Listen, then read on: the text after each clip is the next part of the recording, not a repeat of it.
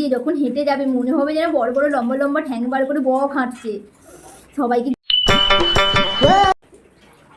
কই দেখি দেখি ঘুমটা তো তোলো। ও বাবা গো, কি সুন্দর বউ হয়েছে। কই গো, তোমরা বলছিলে রোগা কালো, কই রোগা কালো? এখনকার এই সবই চলে। এগুলোকে কি যেন বলে বৌমা?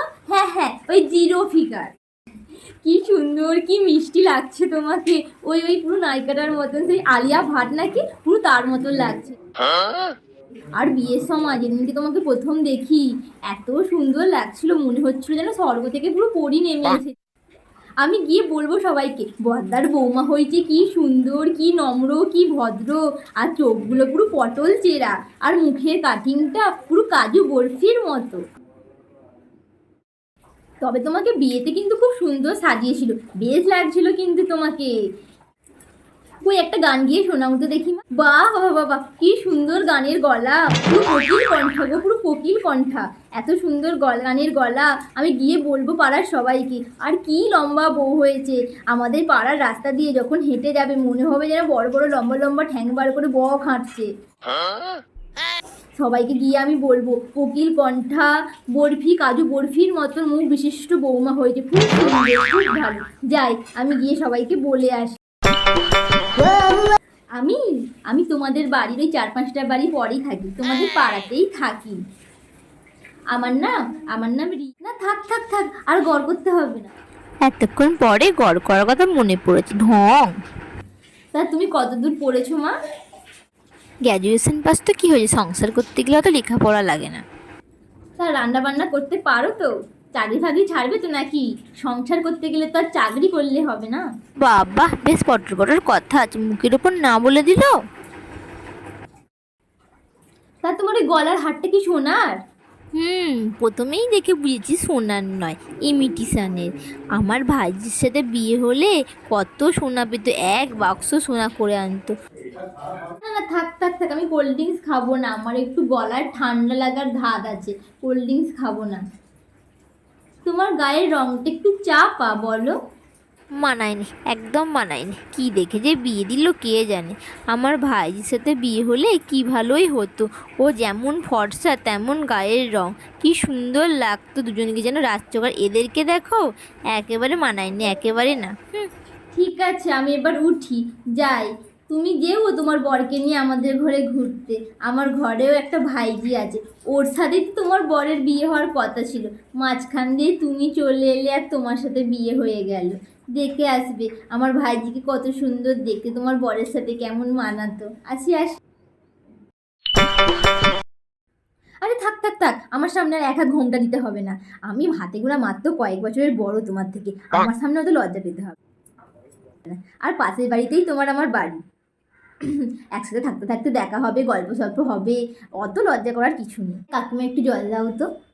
শোনো, তুমি চাকরি বাকরি করো? তাহলে চাকরি তুমি একদম ছাড়বে না। শ্বশুর বাড়িতে এসে বরের চাপে, শ্বশুর শাশুড়ির চাপে চাকরি ছেড়ে দেবে, একদম এই ভুলটা করবে না। চাকরি একদম ছাড়া যাবে না। নিজে ইন্ডিপেন্ডেন্স হও। বাবা মা তোমাকে অনেক কষ্ট করে লেখাপড়া শিখিয়ে মানুষ করেছে তো নাকি চাকরিটা ছেড়ে দেওয়ার জন্য? চাকরি তুমি একদম ছাড়বে না। নিজে ইনকাম করো, নিজের বাবা মায়ের পাশে দাঁড়াও, বাবা মাকে সাহায্য করো। কারণ একটা টিপের পাত কেনার জন্য যেন বরের কাছে এমন এমন করে হাত পাততে না হয়, তখন কিন্তু আর একদম ভালো লাগবে, তখন কিন্তু একদম ভালো লাগবে না। তাছাড়া তোমার শ্বশুর শাশুড়িকে তো দেখে ভালোই মনে হয়, তো তুমি তোমার শ্বশুর শাশুড়ি বরকে আজ রাতেই বলে দেবে ভালো করে যে তুমি চাকরি ছাড়বে না। আর আজকালকার যুগে একটা মেয়ের ইন্ডিপেন্ডেন্ট হওয়াটা খুব জরুরি। ইন্ডিপেন্ডেন্ট না হলে শ্বশুরবাড়িতে কোনো মেয়ের কোনো মূল্য থাকে না। যদি তুমি কাজ করো, ইনকাম করো, তাহলে শ্বশুরবাড়িতে তোমার মূল্য থাকবে। কেউ 10টা কথা শোনানোর আগে দুবার ভাববে, দুবার। এই দেখো না, আমার 10 বছর বিয়ে হয়েছে, আমার 7 বছরের একটা মেয়েও আছে। আমি যদি চাকরি বাকরি করে সংসার চালিয়ে সব ম্যানেজ করতে পারি, তাহলে তুমি কেন পারবে না? তুমিও পারবে। চাকরি তুমি কিন্তু একদম ছাড়বে। আমার কথাগুলো বুঝলে? মাথায় ঢুকলো কিছু? মনে থাকে যেন। ঠিক আছে, আমি এখন এবার আসি। যেও আমাদের ঘরে ঘুরতে তোমার বরকে নিয়ে। আসি, হ্যাঁ। কই কোথায় দেখি নতুন বউ? বাবা, কত বড় ঘোমটা দিয়ে রেখেছো। সকাল থেকে তোমাকে দেখার জন্য আমি অতিষ্ঠ হয়ে যাচ্ছি, ঠিক করে শাড়িটাও পরে আসতে পারিনি। যেই ঘর থেকে একটু বেরাবো অমনি আমার শাশুড়ি কাকের মতন খা খা করে বৌমা কোথায় যাচ্ছে কোথায় যাচ্ছে করে আলা। আমি সানি, লিওন নয়, মন্ডল। দুদিন বাদে তুমিও আমার মতন কাক হয়ে যাবে, তারপর দুজনে মিলে চিল্লাবো। এই পাশের বাড়িতে থাকি আমি, শুনতে পাবে রোজ সকালবেলা আমার গলা। সারাদিন চেল্লে চেল্লে গলাটা আমার এই হয়ে গেছে, আস্তে কথা বলতে পারি না। তবে একটা কথা আসতে বলছি, শ্বশুর শাশুড়ি যে কি দানো কি রাখো, যতদিন না ঘর করবে ততদিন সে বুঝবে না। এখন তো সবে নতুন নতুন বিয়ে করে এইছো, এখন শ্বশুর শাশুড়ি সব ভালো লাগবে, এখন সবাই ভালোবাসবে, সবাই ভালো। যেই 1 মাস 2 মাসটা কাটবে অমনি আসলে রংটা বার করে দেবে।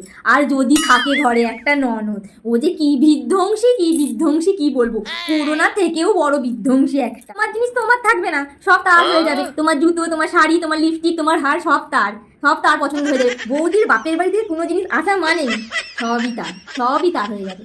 তুমি কিচ্ছু বলতে পারবে না তাকে, কিচ্ছুটি না। এখন আমার ননদের অবশ্য বিয়ে হয়ে গেছে, কিন্তু এখনও যখন আসে আমার আলমারি পুরো তছনছ করে। ঘরের গায়ে সুচ খোঁজার মতো ভালো ভালো জিনিস খোঁজে, কি আছে আমার কাছে। আর যদি একটু ভেঙে যায়, ছিঁড়ে যায়, তুমি কিছু বলতে পারবে? কিচ্ছুটি বলতে পারবে না, কিচ্ছুটি না। কি জ্বালাই যে জ্বলি। ঠিক আছে বাপু, আমি আজ আসছি, যেও আমার ঘর। থাক আর প্রণাম করতে হবে না, আয় হাত দিতে হবে না। ওই দেখি মুখখানা, ভালো থাকো, সুখে থাকো, এই আশীর্বাদ করি। আর বছর ঘুরতে না ঘুরতে একটা পুতির মুখ দেখিয়ে দাও। এইটুকুই তো ছাওয়া আছে জীবনে। এখন তোমার শ্বশুর শাশুড়ি বেঁচে আছে, জোয়ান আছে, এখন একটা বাচ্চা কাচ্চা নিয়ে নাও, তারাই মানুষ করে দেবে। তুমি একটু বেশি রোগা বাবু, হ্যাঁ তো রোগা হলে চলবে, একটু মোটা সোটা হতে হবে তো নাকি, না হলে তো ছেলেগুলে হলে সেও রোগাই হবে। শোনো, ভালো কথা বলি, বছর ঘুরতে না ঘুরতে একটা ছেলে পুলে নিয়ে নাও, তাহলে দেখবে শ্বশুর বাড়িতে তোমার জায়গা একেবারে পাকাপোক্ত হয়ে গেছে। আর একটা তাড়াতাড়ি ছেলে পুলে নিয়ে নাও, তারপর যা খুশি করবে, যেখানে পারো ঘুরবে। আর তুমি হয়তো সরু করে সিঁদুর পরেছো কেন? একটু মোটা করে সিঁদুর পরবে তো নাকি? এই তো কাল বিয়ে হয়ে এলে, আমাকে দেখেছো? এই পাকা চুলে সিঁথি ভর্তি করে সিঁদুর পরেছি। বেশি মোটা করে সিঁদুর পরলে তবেই তো স্বামী বেশি বেশি ভালোবাসবে, বুঝেছো? এবার থেকে মনে করে একটু চওড়া করে সিঁদুর পরো, বুঝলে? আর ওই বাচ্চার কথাটা মাথায় রেখো। আসি।